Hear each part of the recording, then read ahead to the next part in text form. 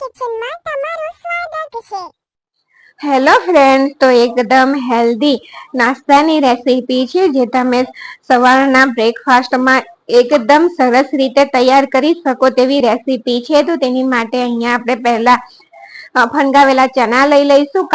જે દેશી ચણા આવે તેને ફણગાવીને લીધા છે। મિક્સર જારમાં એડ કરી તેને આ રીતે આપણે દરદરું પીસી લેવાનું છે। તે પીસાઈ જાય ત્યાર પછી તેને એક આપણે મોટા વાસણની અંદર કાઢી લેવાનું છે।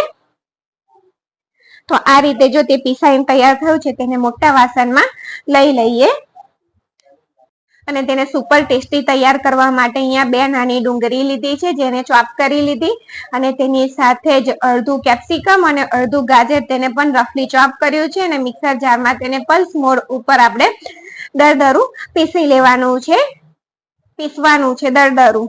ત્યાર પછી તેને જે આપણે ચણાનું મિશ્રણ તૈયાર કર્યું છે તેની અંદર એડ કરી દેવાનું અને અહીંયા વધારે ટેસ્ટી બનાવવા માટે મસાલા લીધા છે। મરી બધી વસ્તુ અડધી ટીસ્પૂન છે। મરીનો પાવડર, ચીલી ફ્લેક્સ, ઓરેગાના, સંચર પાવડર, મીઠું અને જીરાનો પાવડર, આ બધી વસ્તુને એડ કરી દેવાની અને તેને સારી રીતે આપણે મિક્સ કરી દેવાનું છે પહેલા। અને જો તમારે વધારે મસાલા એડ કરવા હોય તો તમે વધારે મસાલા પણ એડ કરી શકો છો અને બાઇન્ડિંગ આપવા માટે તેને આપણે અહીંયા અડધી ટેબલ સ્પૂન જેટલું બેસન એડ કરીશું। આ એકદમ હેલ્ધી અને ટેસ્ટી રેસીપી છે। બાળકો જો એમ ના ખાતા હોય તો તમે તેને આ રીતે ખવડાવી શકો છો। અંકુરિત કરેલા ચણા કે મગથી પણ તમે આ રીતે બનાવો તો સુપર ટેસ્ટી તૈયાર થશે સેન્ડવિચ। તો અહીંયા સેન્ડવિચ માટેનું આ રીતનું જે સંસી આવે છે સેન્ડવિચ બનાવવા માટેની તે લઈ લીધી છે। તેને બંને બાજુ આપણે થોડું તેલ લગાવી દઈશું। અહીંયા આપણે હેલ્ધી અને એકદમ ટેસ્ટી ફણગાવેલા કાળા ચણાની સેન્ડવિચ બનાવીએ છીએ, અંકુરિત ચણાની સેન્ડવિચ। તો આ રીતે મિશ્રણને એક બાજુ આપણે ભરી દેવાનું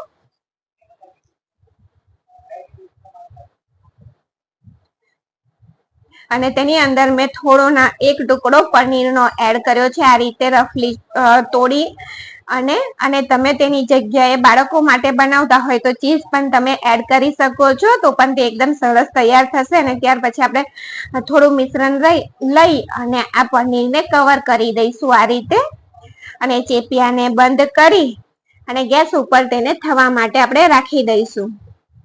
તો જો આ રીતે સરસ રીતે તેને કવર કરી દેવાનું અને બંધ કરી અને તેને ગેસ ઉપર આપણે રાખી દઈએ અને તેને થવા માટે બંને બાજુ થઈને 7 મિનિટ થશે કુલ ટોટલ, એટલે પોણા 3 મિનિટ નો સમય લાગશે। તો આ રીતે જો એકદમ બંને બાજુ મેં ઉલટ પુલટ કરી અને સરસ રીતે તેને શેકી લીધી છે સેન્ડવિચને। બ્રેડ વગરની એકદમ હેલ્ધી અંકુરિત ચણાની સેન્ડવિચ તૈયાર થઈ ગઈ છે। જો તમને ખોલીને પણ બતાવ્યું, જો તમે એકવાર બનાવી જોજો તો બાળકોને ખૂબ જ ભાવશે।